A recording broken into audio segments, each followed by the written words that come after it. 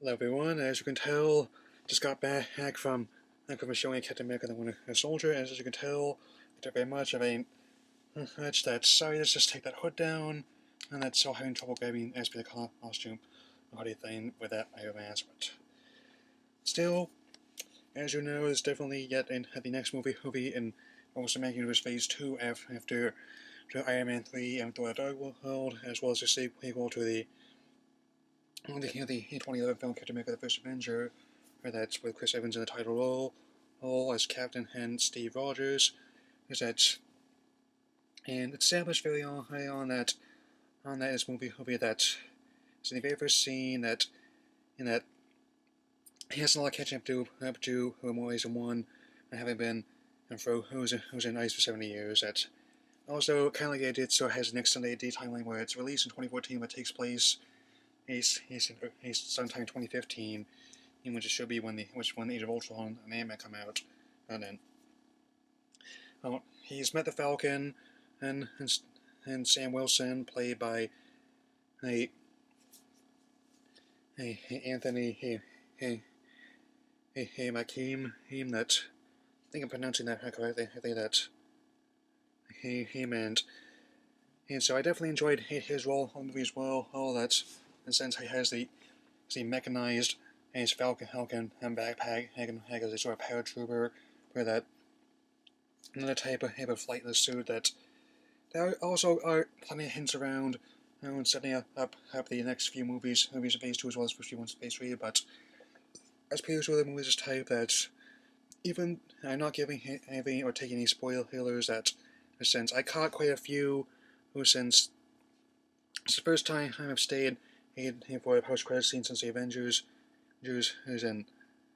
And definitely Kevin Feige has lived up to his promise and is hyping this movie as Avengers 1.5 as well as vital plot of Age of Ultron Aegis here, which I like very much as a show, not just as a Marvel show, but also his first show Joss Whedon's had on TV in quite a while since. I mean, I always admired his work on TV even before he started making movies as in Buffy, Angel, Firefly, and the last one being my favorite show, of course, and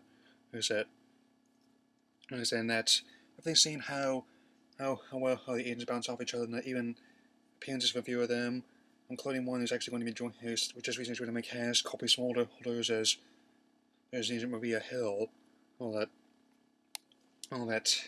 Of course, we have returns of staples as other Marvel Cinematic Universe, such as my favorite one of my favorites, Scarlett Johansson, and as Natasha Romanoff, also known as Black Widow. I know that once again she proves that even without any superpowers or fancy toys, she doesn't need rescuing. In that, and it's not just her strength, I think that her intelligence, her charisma, and also her wit and the persona as well. That since she managed to who previously he matched with a man who could turn giant green mates once at any moment, and the Marvel Universe with the Norse God trickery. He definitely was excited to see her again. Boy, should she live up to the hype and that. And there were some emotional scenes once again.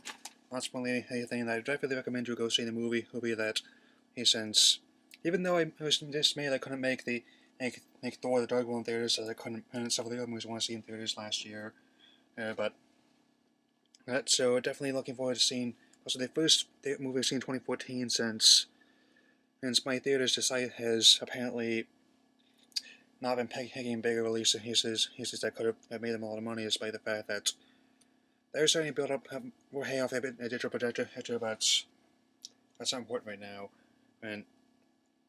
And I definitely think that Target tone everything works since things ever since I started with it since my favorite will be apart from Avengers had to be this Captain America First Avenger, also First Iron, which they were inspired by Dark Knight, so I wanted to start content in their films. That even though I definitely see us at the start of that in Iron Man 3 that they had really delivered on this one, since it's that so it definitely had to be my favorite Phase 2 movie so far, with the Winter Soldier posing a very large threat, as well as the role of Robert Redford and his role as senator, and as the senator as a opposite type in many of the political throws influenced by, since that was Kevin Feige's aim, and to make this movie into less of a superhero for more of a sort of political action since I also love those kind of movies like Patriot Games, Clear and Present Danger, Air Force One, and it's been a genre that's had lots of success in the past, and it's definitely influenced by such a lot of see this movie with that. And some of the more unique action scenes had to be instead of a lot of the car chases on DC Parkway, which is definitely saw previous action and Transformers Dark of the Moon, which I definitely had to say that they really managed to improve their work since Joe Johnston definitely managed to capture the whole feeling. Like the way Peter did in the Rocketeer, which here and that also a movie I really enjoy. That even though I'm not heavily familiar with Anthony and Joe Russo, that they managed to really capture a lot of intense action in this one, and that I was taught to go in a 3D showing for the first time in a while that since I didn't see any movies in 3D last year, that I usually only go to one of those if I know they've done a good job with the conversion or it's outright filmed in 3D, which actually improving from the first Captain America as well as the Avengers and that have occurred that have really done some good jobs of death and that they've converted the more scenes where humans in front of the camera a lot more about the more effects-driven scenes that definitely are filmed in 3D since I'd say the ratio's gotten a lot bigger here between that since and how and definitely he would recommend seeing it in 3D if you have the extra money to do so that and because of the recent downturn in 3D showings, which as I mentioned I didn't see any movies in 3D at all last year that that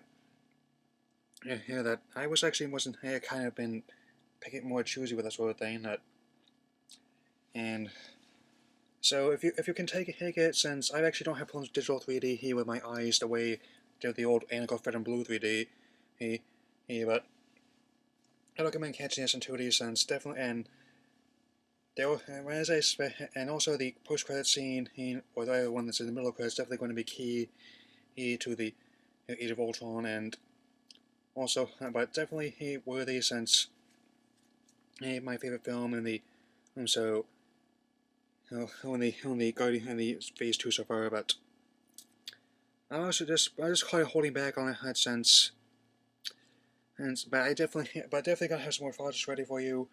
Since it has managed to clear out my hard drive quite a bit more, and I'm also working on a new computer with more, with a bigger one, faster processor still that. And so it's definitely going to be seeing some new content since my plans are changed once again, and for the coming year. But you're definitely going to be seeing it. So I'm going to run my bird right now.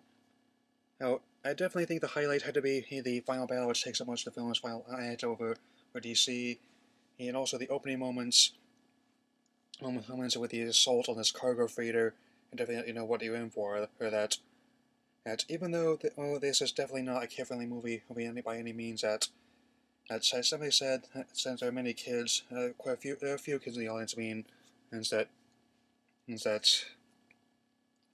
so. And definitely, if they're going to be a big one, in terms of how much money it's making, it could be potentially important. So, my final verdict on the rating is 3.5 stars out of 4.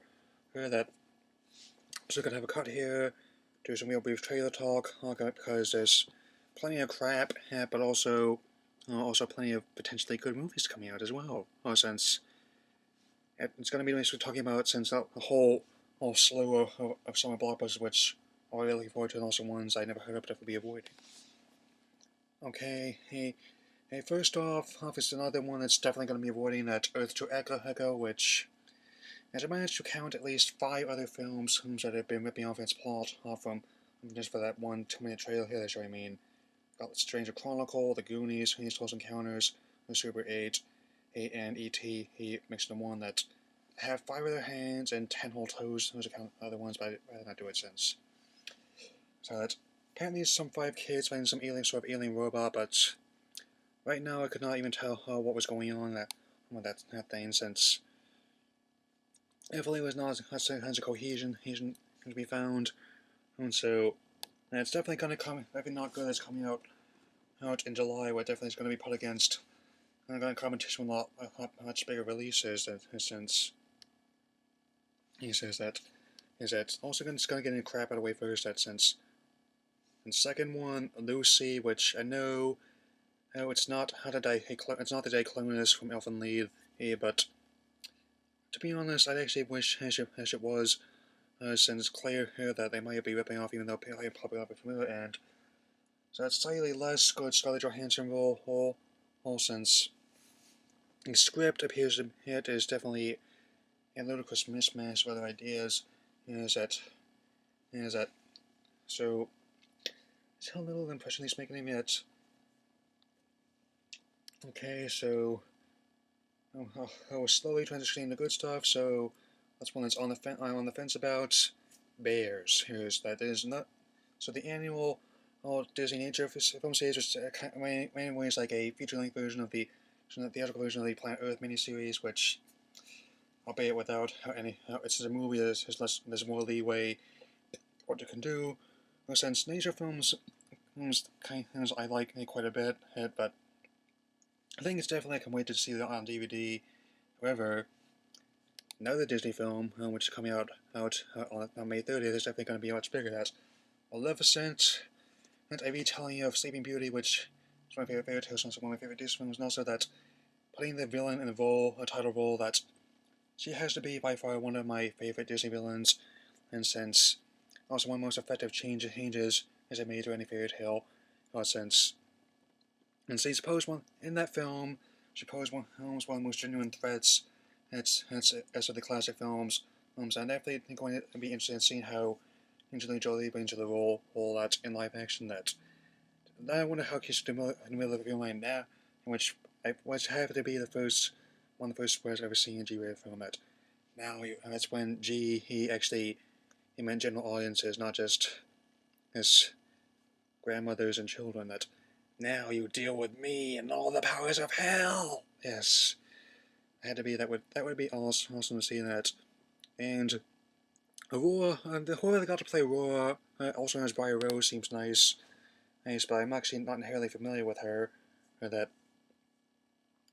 really says something when I'd rather see a movie with Angelina Jolie, as Maleficent than watch Game of Thrones. I mean, since I'm not going to mention that much more, but okay. Also, another regarding other superhero stuff, there's Amazing Spider-Man 2, with the third trailer, which I've seen for the first time, that more footage of Mecha Rhino, and that rather than the traditional kind of somewhat superhero costume that they had in comics, that is a mecha, much like how they managed to make Iron Man and the Silver Samurai and the Wolverine into sort of Western mecha, which definitely would show up better on film and also appeal to the considerable popularity anime has gained among the general public in the years since Raimi films came out.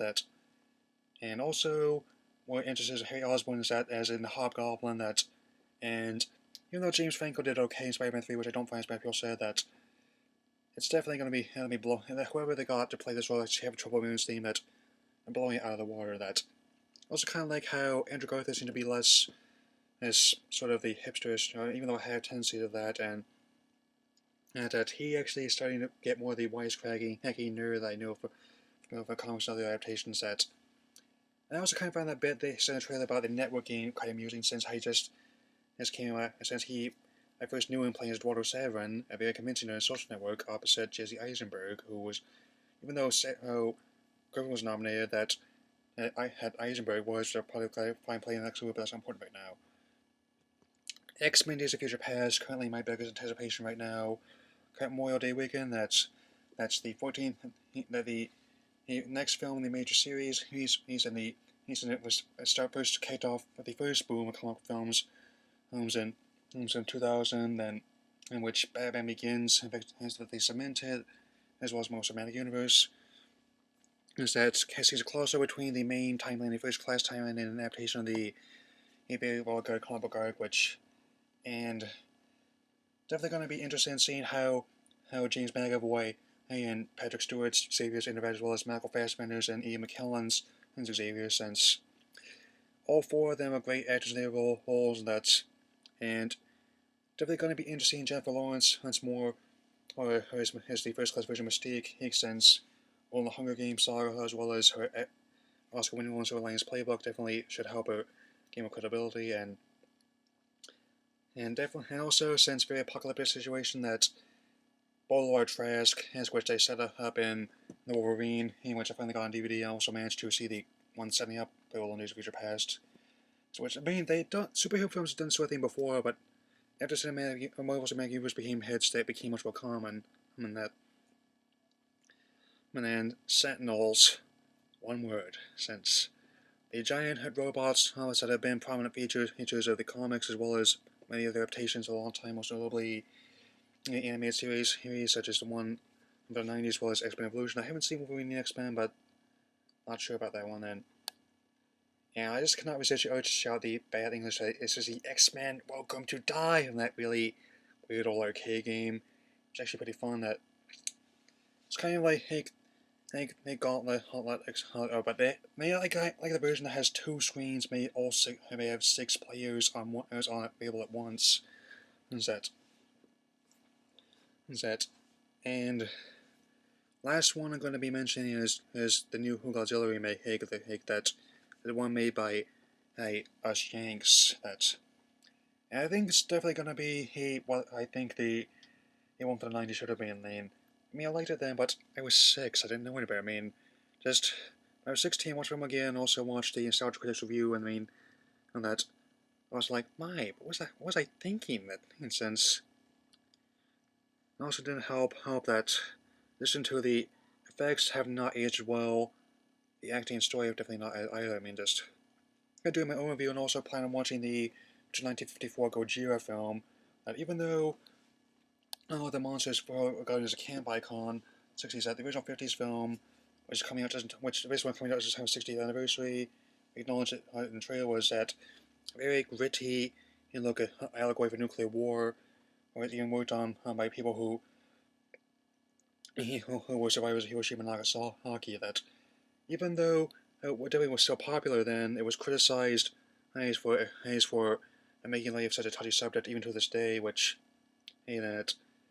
And I'm also glad this film appears to be following similar themes since given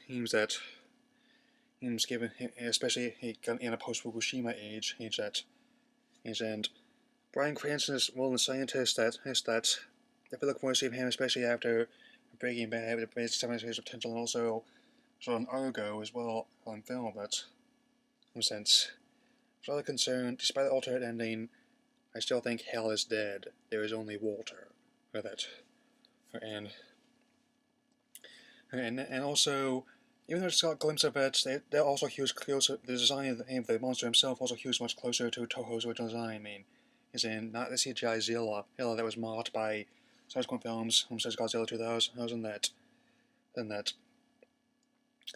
That said, the cartoon they released wasn't that bad because it was better in terms of writing. And since it's been running a bit long, they're also kind of using up a chunk of the space already cleared. That I'll be off for now. I'll leave a comment box below. I'd like to hear what you have to say, and I will see you later.